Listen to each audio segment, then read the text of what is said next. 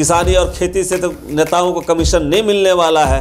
Commission तो मिलने वाला है कोयला का हेरा फेरी से मिलने वाला है, बालू का हेरा फेरी से मिलने वाला है, खनिज मिनरल्स का लूट से मिलने वाला है, और कंपनी के साथ मिलजुल कर चलने से मिलने वाला है। बाकी को तो नहीं मिलेगा, रैयत तो नहीं देने वाला। जमीन के नीचे से जब कोयला निकलेगा तो रैयती से क्या, कोयला जो निकलेगा वो कोयला रहेगा, और गरमजुरवा से जो कोयला निकलेगा वो पत्थर हो जाएगा।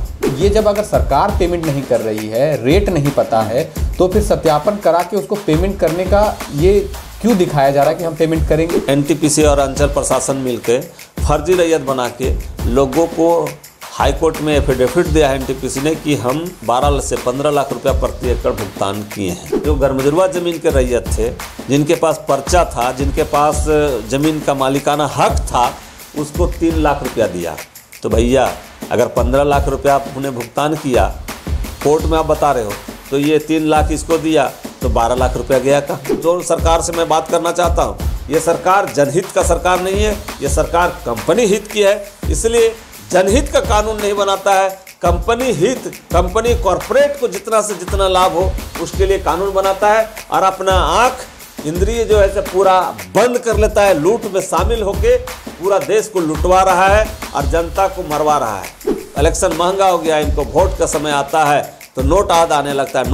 नोट के बिना वोट नहीं हो सकता है। जब वोट की बारी आती है, वोट जनता के पास है, तो झूठा सच्चा बात जनता को ठगने की बात करता है और तरह तरह के लोग लगाता है। और ये नोट और वोट के चक्कर में यहाँ के जनता का सारा जमीन इनके हाथ से छीनवा रहा है। सरकार से मेरा खुला चैलेंज है कि तुम पुनर्वास नीति नहीं बनाए हो, नियोजन नीति नहीं बनाए हो, और आज इस गांव के लोग कहाँ गए किसी को पता नहीं, किसी को पता नहीं। आज के डेट में अगर कोई इनके खिलाफ आवाज़ उठाता है, कोई अधिकार की बात कहता है, अपना राइट का डिमांड करता है, तो उस पर कंपनी एक नहीं सीरीज में 2, 4, 5, 6 केस करके, ताकि वो फिर पीछे वहाँ प्रोटेस्ट के लिए नहीं जाए, अधिकार की बात नहीं करे। इस पूरे थाना को एनटीपीसी और त्रिवेणी ने प्रभावित कर रखा है। थाना में गाड़ी इसका चलता है, इसके गाड़ी पर अधिकारी घूमते हैं, इसके कुर्सी पर अधिकारी बैठते हैं, इसके खाना खाते हैं, तो जनता का क्या होने वाला है?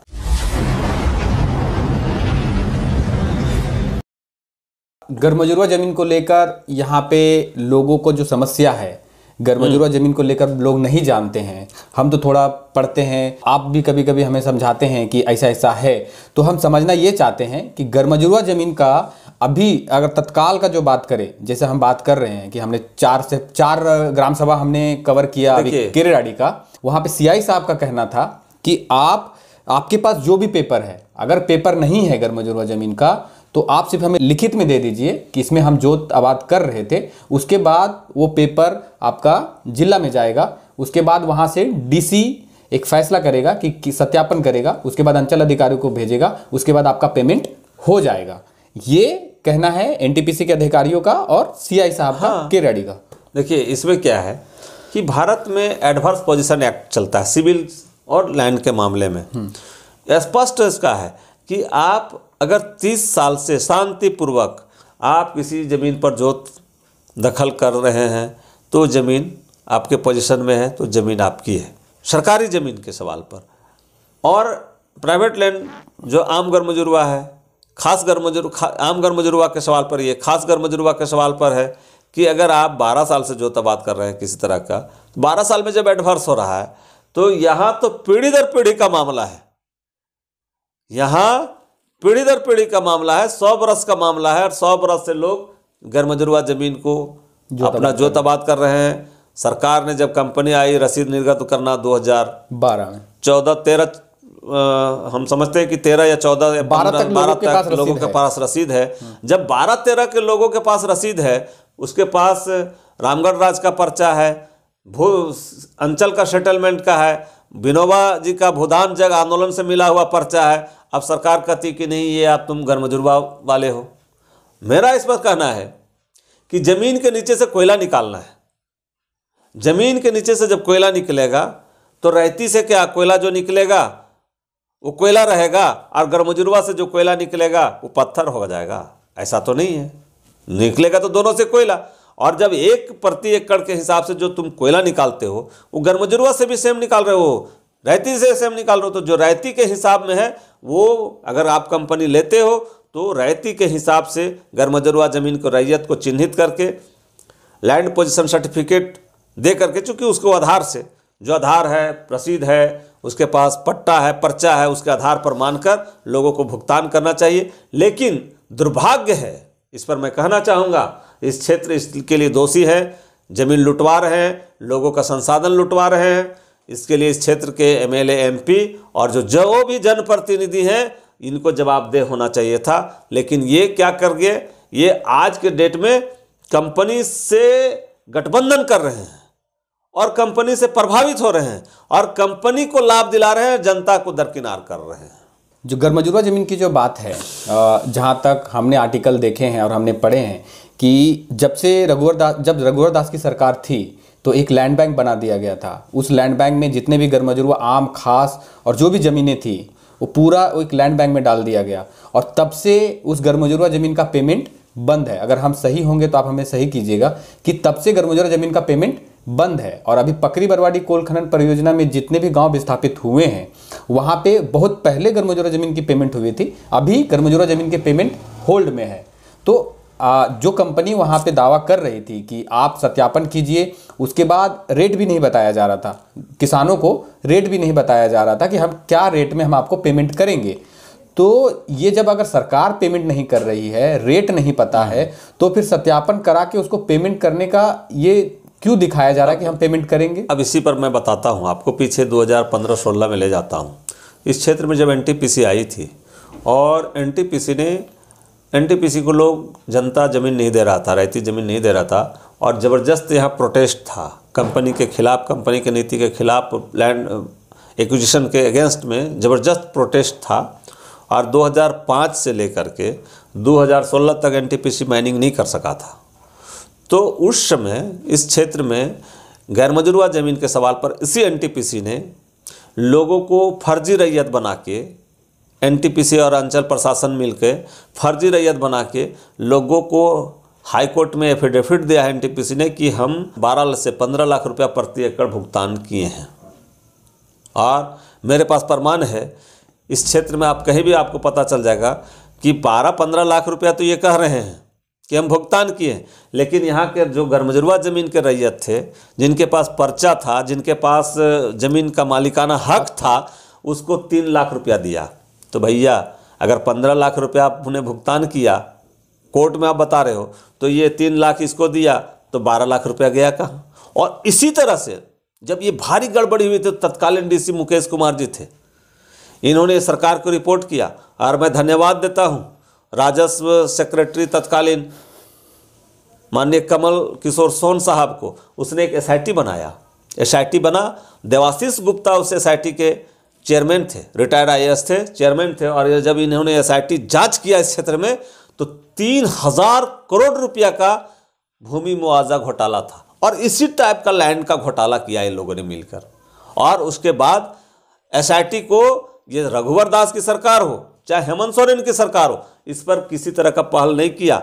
हम लोगों ने, हमारे एक साथी मंटू सोनी है, मैंने पिटीशन दाखिल किया, हाईकोर्ट में पीआईएल दाखिल किया और उस पीआईएल में अलग सी बात है कि हाईकोर्ट ने हमारे पीआईएल को क्रेडेंशियल कह के खारिज किया है, लेकिन इस घोटाले पर ईडी जांच जारी रखने का भी बात कहा है और ईडी जांच चल रहा है। दूध का दूध, पानी का पानी आ जाएगा, क्योंकि इस क्षेत्र के लोग वर्षों से अपने गर्मजरुआ ज़मीन को उजाड़ा, जोत आबाद किया, राजा ने पर्चा दिया, रामगढ़ राज के पर्चा मिला, अंचल का सेटलमेंट मिला, विनोबा जी के तरफ से भूदान जग से कागज मिला और तब ये ज़मीन पर जोत आबाद कर रहे थे और कुछ दखल पोजीशन के आधार पर भी कर रहे थे। और इसको ये सरकार नहीं मान के इस क्षेत्र के साथ सीधा अन्याय कर रहा है। इससे ये साबित होता है कि सरकार जनता के लिए नहीं, आज कोई भी सरकार हो वो सिर्फ कंपनी और अपना कंपनी के साथ गठबंधन करके चुनाव तो मामला है, राजनीतिक पार्टियों के साथ एक समस्या है कि इनको इलेक्शन में, आज इलेक्शन महंगा हो गया, इनको वोट का समय आता है तो नोट याद आने लगता है, नोट नोट के बिना वोट नहीं हो सकता है, और जब वोट की बारी आती है, वोट जनता के पास है, तो झूठा सच्चा बात जनता को ठगने की बात करता है और तरह तरह के लोग लगाता है। और ये नोट और वोट के चक्कर में यहाँ के जनता का सारा जमीन इनके हाथ से छीनवा रहा है लोग। तो जिस समय जो SIT गठन हुई थी, उसी के बाद से जब SIT ने रिपोर्ट दिया अपना, उसके बाद रिपोर्ट देने के बाद ही गैरमजुर्वा जमीन की पेमेंट बंद है, या फिर अभी गैरमजुर्वा जमीन की पेमेंट चालू है? SIT रिपोर्ट के बाद जब इस तरह का कई तरह का जांचें शुरू हो गया है, सरकार ने इस पर उचित निर्णय नहीं लिया, तो सरकार ने उचित किया। उस समय तत्कालीन जो रघुवर दास जी थे, उनको लगा कि राज्य का जो भी GM जमीन है वो मेरा है, और कंपनी को हम औने पौने, चूंकि अगर रैयत से कंपनी डायरेक्ट लेगा और रैयती मान्यता दे करके लेगा, रैयती ऑथेंटिकेशन की बात जब होगी, तो इसको 25 लाख रुपया जो तय है मुआवजा, अगर 45 लाख है, 75 लाख है, या जो भी मुआवजा तय होता है, वो मुआवजा भुगतान करना पड़ेगा किसान रैयत को। यहाँ तो सरकार 15 दिया, 5 अपने पास रख लिया। तभी तो आज देख रहे हैं, आज देश में कई जांच एजेंसियां जो सिर चढ़ के बोल रहा है, ये भ्रष्ट व्यवस्था के कारण से बोल रहा है, लोग भ्रष्टाचार कर रहे हैं। अब तो शासन में जो लोग हैं, वो सीधी सीधी बात है कि जनता का इशू, जनता के मुद्दा, जनता का समस्या से कोई सरोकार नहीं है इनको। इनका सरोकार सिर्फ है अपना धन कैसे बढ़ा लें, रात दिन 10 गुना 20 गुना बढ़ा के, और ये काम कर रहे हैं। अब उसके लिए तो आम जनता जमीन नहीं देगा। किसानी और खेती से तो नेताओं को कमीशन नहीं मिलने वाला है, कमीशन तो मिलने वाला है कोयला का हेरा फेरी से मिलने वाला है, बालू का हेरा फेरी से मिलने वाला है, खनिज मिनरल्स का लूट से मिलने वाला है, और कंपनी के साथ मिलजुल कर चलने से मिलने वाला है। बाकी को तो नहीं मिलेगा, रैयत तो नहीं देने वाला है। यही बात है। एक सवाल उठता है हमारे मन में, जब हम छोटे थे, हमारे माँ बाप उतने पढ़े लिखे नहीं थे, तो 2004 या 5 में लोगों के ज़मीन फ्रीज कर दिए गए, रेट बढ़ने के लिए बंद कर दिया गया, मतलब आप ज़मीन की खरीद बिक्री नहीं कर सकते हैं। ये करीबन सेक्शन 9 लगने के बाद पूरी तरह से लोग अपनी ज़मीन से हाथ खो बैठे। उसके बाद जमीन अधिग्रहण कंपनी अभी कर रही है, तो इसको लेकर यही बात समझने का चीज़ है कि सेक्शन 9 2008 में लगा देता है इस इलाके में, और खनन अभी कर रहा है, और खनन कर रहा है 16 में। अब एक तरफ सेक्शन 9 लगवा दिया 2008 में, अब खनन करने की बात पीट वाइज कर रहा है। एक पीट में जब 16 में लिया, दूसरा पीट में अभी 2023 में लेगा, और तीसरा चौथा पीट जब ये काम करना शुरू करेगा तो 2030 में लेगा। तो अब उस समय से सेक्शन 9 लगा के क्या किया, लैंड को फ्रीज करके रिजर्व कर लिया अपने लूटने के हिसाब से। चूंकि लैंड का कीमत आज आप बाजार में देख लें तो जो जमीन आज 20 लाख रुपए प्रति कट्ठा के हिसाब है, वो 2 साल बाद 50 लाख रुपए प्रति कट्ठा जमीन का दाम तो बढ़ रहा है। तो सरकार कंपनियों को लाभ कराने के लिए इस तरह का षड्यंत्र किया है। और मैं समझता हूं कि जितना भी सेक्शन 9 कोयला धारक क्षेत्र जिसको बनाता है, और यह सेक्शन 9 का भी जो कानून है उसको देश से निरस्त होना चाहिए, ये हमारा देश का नया कानून के हिसाब से। इसलिए कि सेक्शन 9 जो है वो 1957 CBA कोल बैरिंग एरियाज एक्ट के हिसाब से चलता है, और जब हमारे यहाँ लैंड एक्विजिशन एक्ट हावी हो गया है तो ये सब कानून, पिछला कानून जो है उसको रिपील्ड हो जाना चाहिए था। और जनता के लिए आज तक, खास करके जो सरकार से मैं बात करना चाहता हूँ, ये सरकार जनहित का सरकार नहीं है, ये सरकार कंपनी हित की है। इसलिए जनहित का कानून नहीं बनाता है, कंपनी हित, कंपनी कॉरपोरेट को जितना से जितना लाभ हो उसके लिए कानून बनाता है, और अपना आंख इंद्रिय जो है से पूरा बंद कर लेता है, लूट में शामिल होके पूरा देश को लुटवा रहा है और जनता को मरवा रहा है। कानून क्या कहता है कि आपने अगर इतना दिन पहले अगर जमीन का रेट फ्रीज कर दिया और इतने दिन तक अगर आपने खनन नहीं किया, तो इसमें कानून क्या कहता है? मैं यही बात बताया कि कानून तो जो कहता है, कानून बनाने वाले कितने सालों तक आप जमीन अधिग्रहण कर लेना है, उसमें तो 48 महीना है। अगर आपने 48 महीना के अंदर जिस उद्देश्य से जमीन नहीं लिया, जिस उद्देश्य से जमीन अधिग्रहण किया, और उस उद्देश्य की पूर्ति नहीं होता है तो रैयत को जमीन वापस होना है। 2013 कानून में भी यही, 2013 भी में, 1894 में भी है, और कोल बैरिंग एक्ट में भी है ये कानून, और एलए में भी है। लेकिन कहाँ उसका पालन कर रहा है? यहाँ तो एक जगह किया, रोहने कोल ब्लॉक में, बाकी यहाँ ऐसा कई है जहाँ जमीन अधिग्रहण किया है। इसीलिए कंपनी यहाँ एक साजिश कर रही है कि पीट वाइज अधिग्रहण कर रहा है। अभी चिरोडी बरवाडी का पीट था, वहाँ उसने अधिग्रहण किया। अभी इधर थर्ड पीट का नाम पर वेस्ट ईस्ट पीट का नाम पर आ रहा है, वहाँ जमीन अधिग्रहण करने की प्रक्रिया शुरू किया। अभी एक भी उसमें एकड़ जमीन अधिग्रहण नहीं किया है, जिसमें जमीन गांव का नाम है जो आराहरा, जुगरा, चेपाकला, चेपाखोड़, लंगातू, इन गांवों का पीट थर्ड जो है वेस्ट पीट में जो है करना है। लेकिन मैं एक जनता से अपील करना चाहता हूँ, यहाँ बहुत बड़ा त्रासदी हुआ है। आप देख सकते हैं कि जो एनटीपीसी ने जो फर्स्ट पीट पर काम किया, कोयला खनन का काम किया, उस पीट से जो गांव उजाड़े गए, उस पीट से कंप्लीट गांव उजड़ा है इतीज केरेडारी अंचल का। उस पीट से बड़का गांव का गांव उजड़ा है उरूप, चुरचू, नगड़ी और ये आपका चिरोडी बरवाड़ी। ऊपर डाड़ी एक टोला था मंझली डाड़ी उसका, ये सब गांव और अभी सोनबरसा आधा उजड़ गया है। तो ये गांव के लोग, सरकार से मेरा खुला चैलेंज है कि तुम पुनर्वास नीति नहीं बनाए हो, नियोजन नीति नहीं बनाए हो, और आज इस गांव के लोग कहाँ गए किसी को पता नहीं, किसी को पता नहीं। मैं चैलेंज करता हूं कि चुरचू गांव था एक बड़का गांव में जो उजड़ गया, पूर्ण रूप से विस्थापन हुआ, उरूप पूर्ण रूप से हुआ, इतीज पूर्ण रूप से हुआ, चिरोडी बरवाडी पूर्ण रूप से हुआ। इसके आबादी, इसके जनसंख्या लोगों को खोजने से अब मिलने वाले नहीं है। 40% आपको इर्द गिर्द अभी दिख रहे हैं, 60% तो गायब हो गए। भाईचारा खत्म हो गया।